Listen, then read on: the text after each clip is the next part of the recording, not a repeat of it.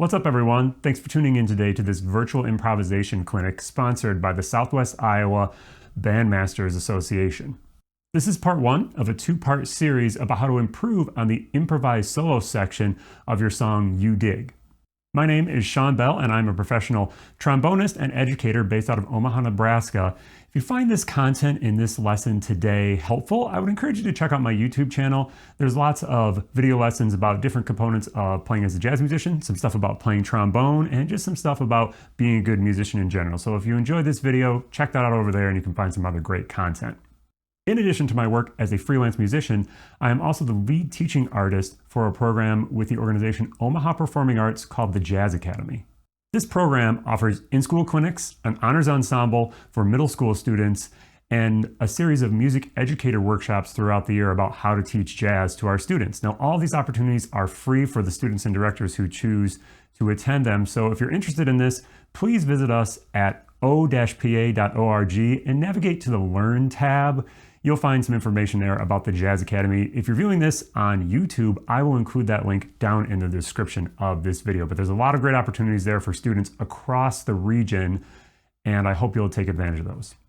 Okay, let's dig into some of the stuff for this first lesson on improvisation.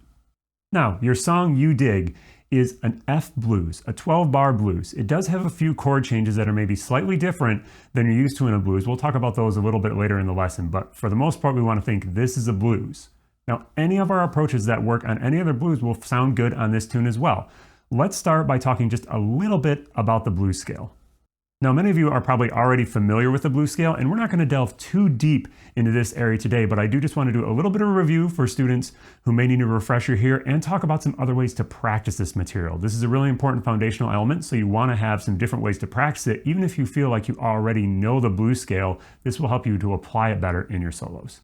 Along with these videos, you can also find an accompanying handout that has some of this information all written out for you in your various different transpositions. I'm playing trombone today because I'm mostly a trombone player.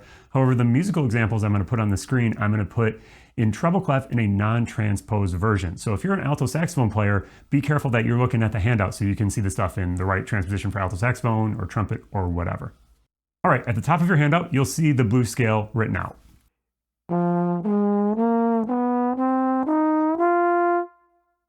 Hopefully no big mysteries there. Hopefully that's information that you've already worked on in school a little bit.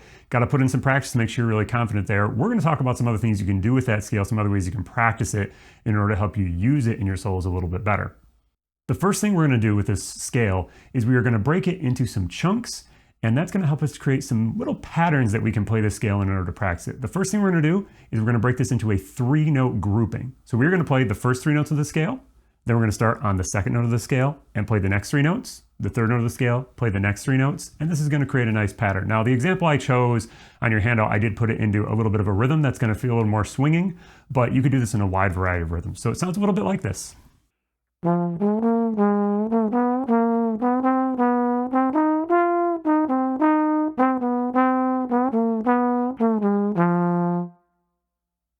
So that's a 3-note grouping. We could also do this into 4-note groupings. I'm going to change the rhythm a little bit, but the central concept of taking chunks of the scale and moving it through a pattern is going to stay the same.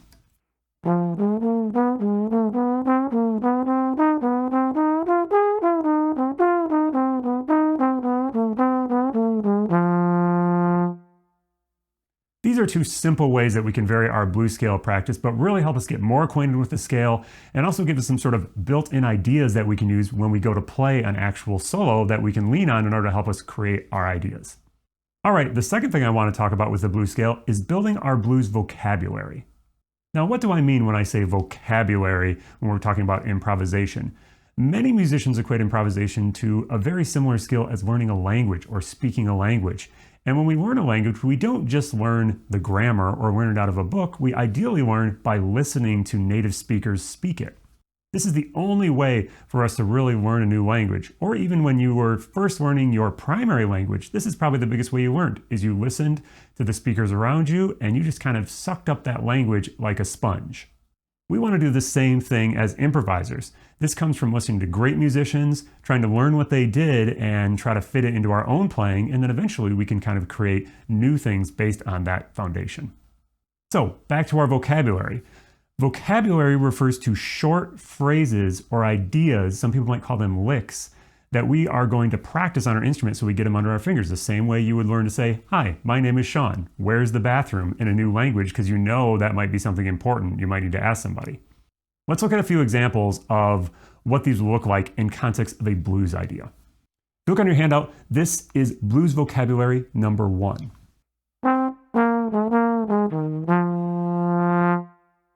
Now that's just a classic sounding idea. The notes come from the blues scale, and we can use that blues scale to create ideas, and that's really what we want to do. Let's explore a few more of these. I included a small number of these on your handout. There's sort of an endless number of vocabulary things you could learn. This is by no means the definitive grouping. These are just a few I selected to show as an example.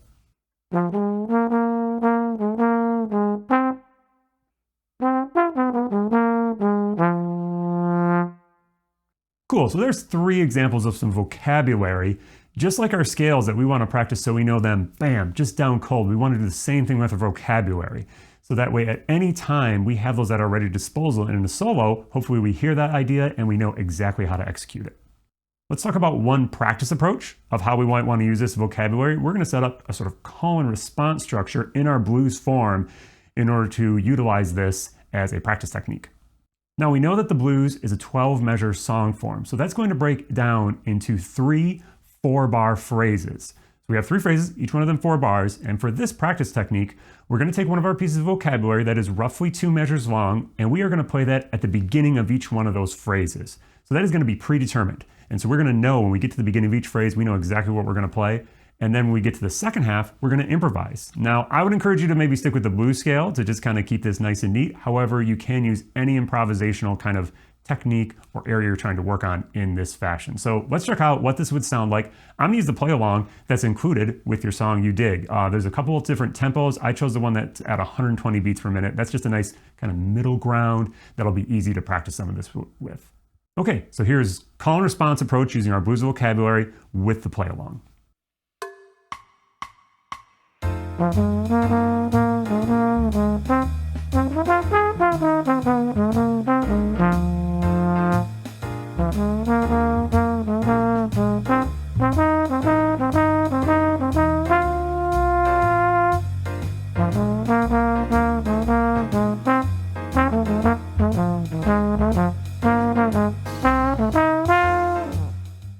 Okay, hopefully you could hear how I was able to kind of weave in and out of that predetermined material, then I improvised back to the predetermined material. That's what you really want to focus on. This will help you learn the structure of the blues by feeling where those phrases are. Notice we didn't talk about the chord changes at all. We're just trying to hear where those phrases are and feel where that next phrase is coming intuitively rather than kind of thinking about it too much. All right, there's a few approaches to help you work on some of your blues scale playing. For those of you who improvisation is still relatively new, you definitely want to invest a fair amount of practice there. However, I would encourage you also to check out the things we're going to talk about moving forward here. For those of you feel like you've already got the blues scale under control, try incorporating some of those practice techniques. I really find with most of my students, they need to really make sure those foundations are strong, not necessarily before they move on, but in conjunction when they're moving on to other things.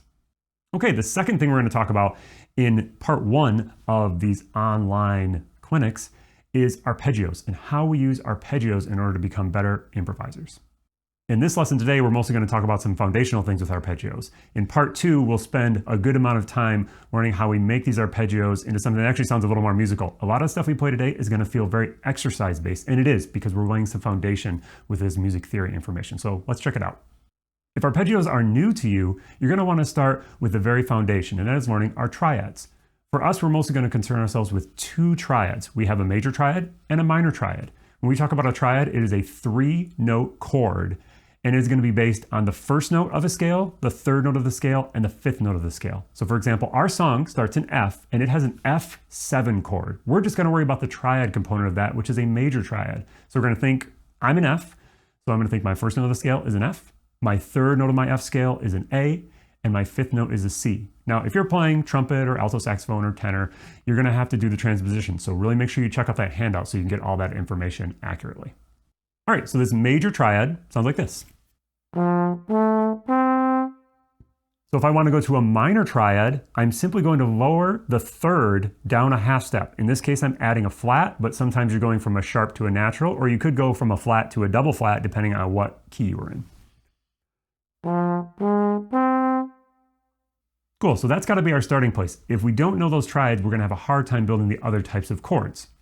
Now, if you're feeling already pretty good about knowing your triads, or that seems pretty straightforward, go ahead and check out these next couple types of chords. These are really the chords that are in your song. We have a dominant seventh chord, a minor seventh chord, and then we do also have a few altered chords here. We'll talk about those in a second. Let's check out the dominant seventh first. When we're looking at our chords and we see just a 7 after the letter, that is a dominant seventh chord, and that means we have a lowered seventh note. We have a major triad on the bottom, and then the seventh note of the scale, we're going to move it down a half step from where it would normally be. So in the key of F, we're going to have an F, A, C, our major triad, and then E would be our seventh note of the F major scale. We're going to move that down to an E flat because we lower it down a half step. Now moving to our minor chords. Same process, we just have a slightly different recipe. We have a root, a flat third, a fifth, and still a flat 7. Now I mentioned also these altered chords. You have a few places where it says like D7 alt or C7 alt in your chart. Those are a kind of different flavor of the dominant chord. They have a root, a third, a raised fifth, a flat 7, and also implies what's called a flat 9. Now, if that seems like a lot of music theory for you to worry about right now, you can make all of those chords just regular old dominant chords. It will have a slight clash with what is happening in the rhythm section, but really it's not going to matter that much. The better you become as a jazz musician, the more you'll realize that rhythm section players, piano players, guitar players are freely changing sort of the flavor of some of these dominant chords all the time. So don't get too hung up on like the chart says I'm supposed to be playing C7 alt, I'm just playing C7. It's not a huge deal. Okay, that's the nitty-gritty of how we build these. Let's put this into practice. I'm going to take the first 4 bars of your blues here, and I'm going to play the arpeggios just in quarter notes, almost like a walking bass line.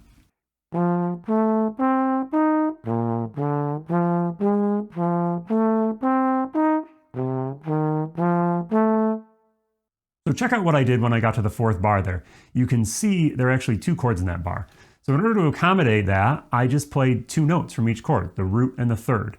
You could play 8th notes to still fit in all 4 chord tones, but while you're just getting started, it might be better just to think root third in each one of those places where you have 2 chords per bar. All right, that was going up through each chord. Let's see what it feels like if I go down through each chord, starting on the 7th.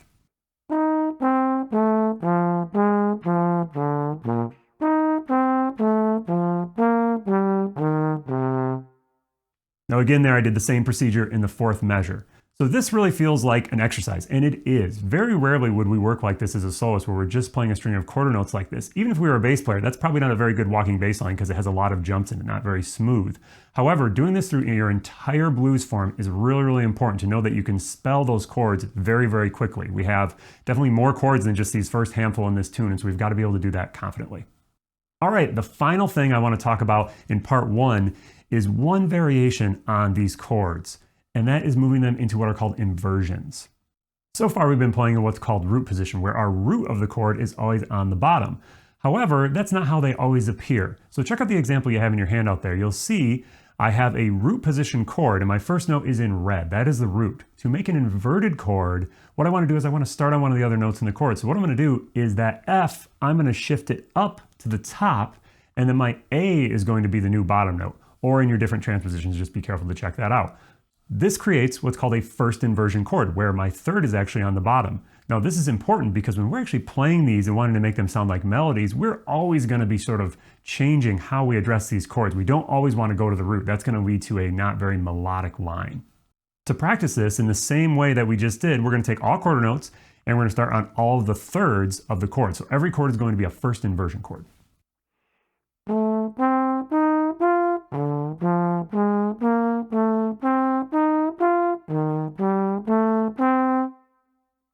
Now that probably feels pretty similar to the exercise that we already did. It doesn't really sound that different because it's very similar shapes. However, when you actually want to turn these into a little more musical figures, which we'll talk about in the next part of this clinic, that's where you really need to have that information again. Really, really quick recall is important there. All right, that wraps us up for part one of this two-part clinic on your tune You Dig for the Southwest Iowa Bandmasters Association jazz stuff. Again, my name is Sean Bell. Please tune into the next lesson to see how we can extend these concepts a little bit. And even if you felt like that was a lot of information, I would encourage you to watch that next video, because many of these things you can start to try to incorporate into more musical ways almost as soon as you get a little bit of mastery of this material. All right, we'll see you in that next lesson.